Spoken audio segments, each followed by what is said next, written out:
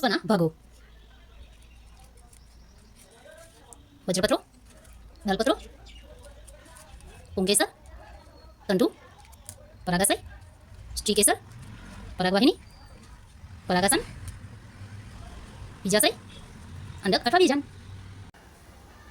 Hello friends, welcome back to our channel maths and science trick and toys. આજના વિડીયોમાં આપણે જોઈશું પુષ્પના ભાગો માટેનું એક સરસ મજાનું વર્કિંગ મોડલ. તો સૌપ્રથમ આપણે પુષ્પના 10 ભાગોની માહિતી મેળવીશું અને ત્યારબાદ આપણે TLM બનાવીશું. પુષ્પનો સૌપ્રથમ ભાગ છે વજ્રપત્ર. પુષ્પનો લીલા રંગની પાંદડી જેવો ભાગ જેને વજ્રપત્ર કહેવાય છે, પુષ્પનું કળી અવસ્થામાં રક્ષણ કરે છે. તો આ પ્રકારે આ જે ભાગ છે જે લીલા રંગનો હોય છે અને એ છે વજ્રપત્ર. ત્યારબાદ પુષ્પનો બીજો ભાગ છે એ છે દલપત્ર. પુષ્પનો રંગીન અને સુગંધીદાર ભાગને દલપત્ર કહેવાય. તો પુષ્પની જે પાંખડીઓ છે જેને આપણે દલપત્ર તરીકે ઓળખીએ છીએ, જેનું કાર્ય છે કીટકોને આકર્ષવાનું. એનો રંગ અને સુગંધ સરસ મજાની હોવાથી કીટકો આ દલપત્રો તરફ આકર્ષાય છે. ત્યારબાદ પુષ્પનો ત્રીજો ભાગ છે એ છે પુંકેસર. દલપત્રની અંદરની બાજુએ આવેલો ભાગ પુંકેસર કહેવાય છે. પુષ્પનું નર પ્રજનન અંગ છે. તો અહીં આપણે આ જોઈ શકીએ છીએ, આ જે ભાગ છે જેને આપણે કહીશું પુંકેસર. આજે આપણે જોઈ શકીએ છીએ તમામ પુંકેસર છે અને વચ્ચેનો આ જે ભાગ છે એ છે સ્ત્રીકેસર. હવે જોઈશું તંતુ. પુંકેસરના દાંડી જેવા ભાગને તંતુ કહેવાય છે. તો આ જે પુંકેસર છે એને આપણે આ જે ગુલાબી રંગમાં દાંડી જેવો ભાગ છે જેને આપણે તંતુ કહીશું. એટલે કે પુંકેસરનો એક ભાગ છે તંતુ અને બીજો ભાગ છે પરાગાશય. તો હવે આપણે જોઈશું પરાગાશય કોને કહેવાય છે. પુંકેસરની ટોચ પર આવેલા કોથળી જેવા ભાગને પરાગાશય કહેવાય છે. તો અહીં આ જે ઉપરનો ભાગ છે જેને આપણે પરાગાશય કહીશું. કાર્ય: પરાગાશયમાં પરાગરજ ઉત્પન્ન થાય છે. ત્યારબાદ પુષ્પનો બીજો એક ભાગ છે જેનું નામ છે સ્ત્રીકેસર. દલપત્રની અંદરની બાજુએ આવેલો ભાગ સ્ત્રીકેસર કહેવાય છે. પુષ્પનું માદા પ્રજનન અંગ છે. તો આ વચ્ચેનો જે આ ભાગ છે જેને આપણે કહીશું સ્ત્રીકેસર. હવે જોઈશું સ્ત્રીકેસરના વિવિધ ભાગો. સ્ત્રીકેસરનો એક ભાગ છે પરાગવાહિની. પરાગાસનની નીચે આવેલી નળી જેવી રચનાને પરાગવાહિની કહેવાય છે. તો આ જે નળી જેવી રચના છે જેને આપણે અહીં કહીશું પરાગવાહિની. તો સ્ત્રીકેસર ચક્રનો એક ભાગ છે પરાગવાહિની. ત્યારબાદ બીજો ભાગ છે એ છે પરાગાસન. સ્ત્રીકેસરની ઉપરની ટોચના ગાડી જેવા ભાગને પરાગાસન કહેવાય છે. તો આજે વાદળી રંગનો ભાગ આપણે જોઈ શકીએ છીએ જેને આપણે કહીશું પરાગાસન. અને જે સ્ત્રીકેસર છે એના સૌથી નીચેનો ભાગ છે જેને કહીશું બીજાશય. સ્ત્રીકેસરના સૌથી નીચેના શંકુ આકારના ફૂલેલા ભાગને બીજાશય કહેવાય છે. અહીં આપણે જોઈ શકીએ છીએ આ જે ફૂલેલો ભાગ છે જેને આપણે બીજાશય તરીકે ઓળખીએ છીએ. ત્યારબાદ છે અંડક.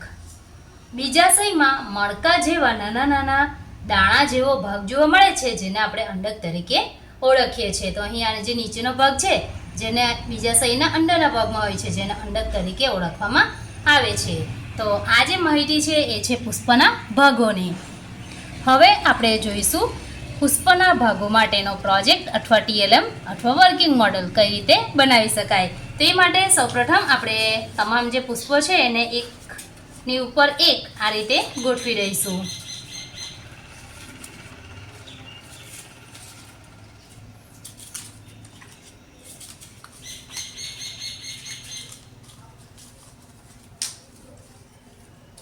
અહીં જે પુષ્પો છે એ એક સમાન માપના આપણે રાખીશું.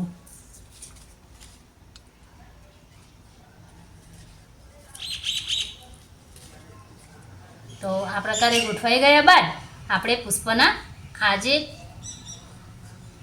છે એને આપણે વચ્ચેથી આ પ્રકારે ફોલ્ડ કરીશું.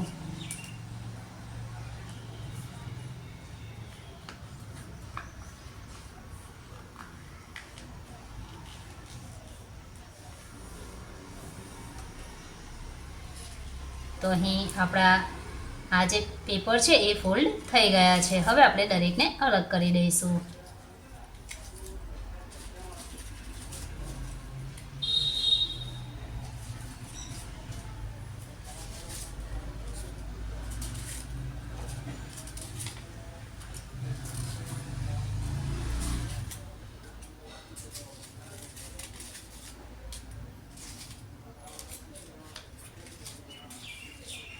હવે આપણે તેને ફેવિકોલની મદદથી ચિપકાવી દઈશું.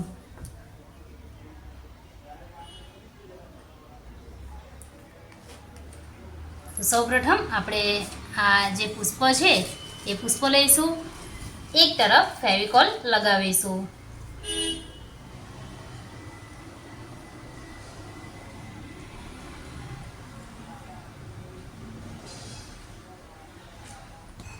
ત્યારબાદ અહીં પુષ્પનો પ્રથમ ભાગ છે વજ્રપત્ર.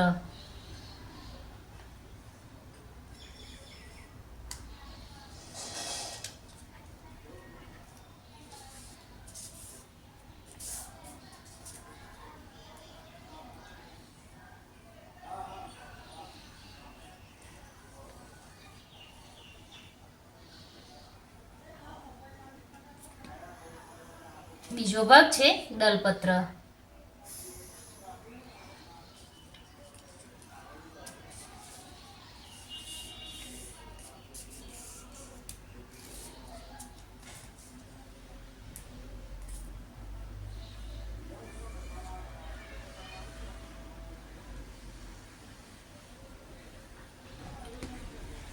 ત્રીજો ભાગ છે પુંકેસર.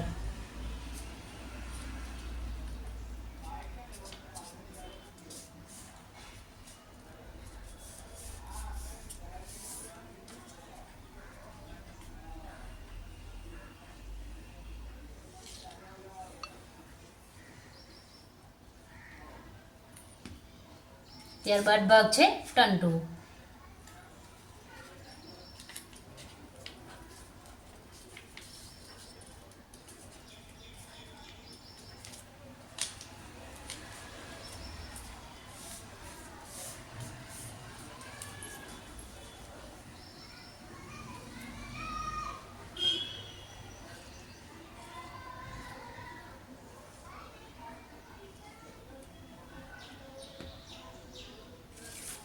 પરાગાશય.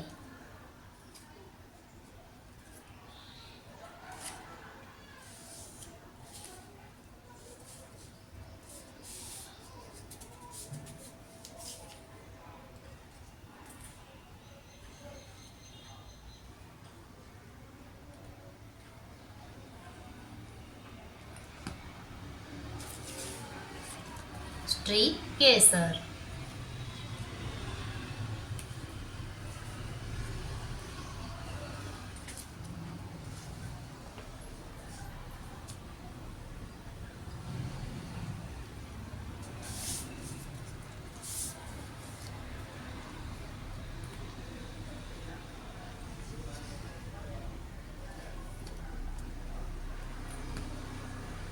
પરાગવાહિની.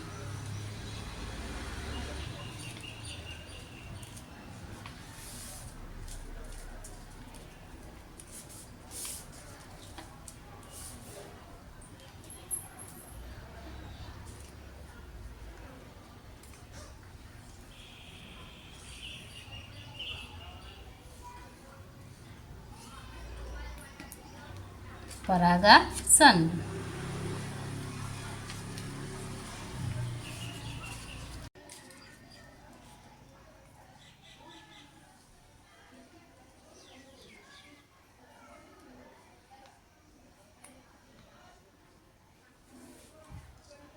બીજાશય.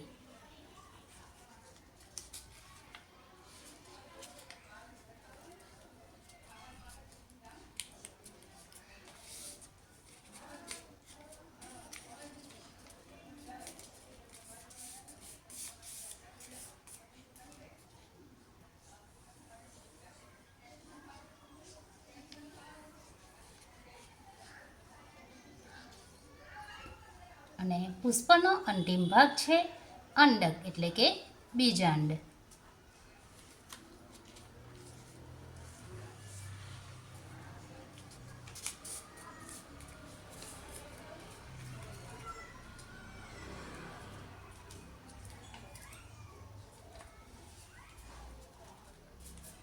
તો અહીં આપણે જોઈ શકીએ છીએ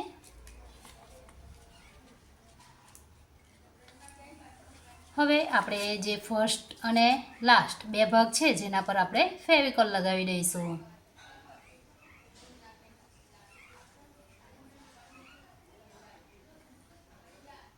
આ છે આપણો ફર્સ્ટ ભાગ અને આ છે લાસ્ટ ભાગ.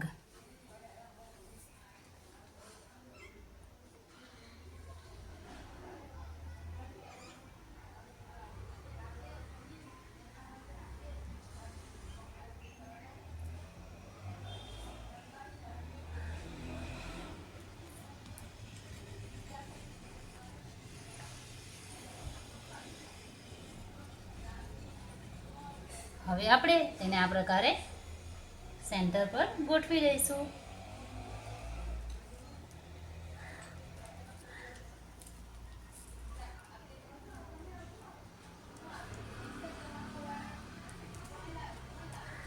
તો અહીં આપણે જોઈ શકીએ છીએ આપણું ટીએલએમ ખૂબ જ સરસ એવું તૈયાર થઈ ગયું છે.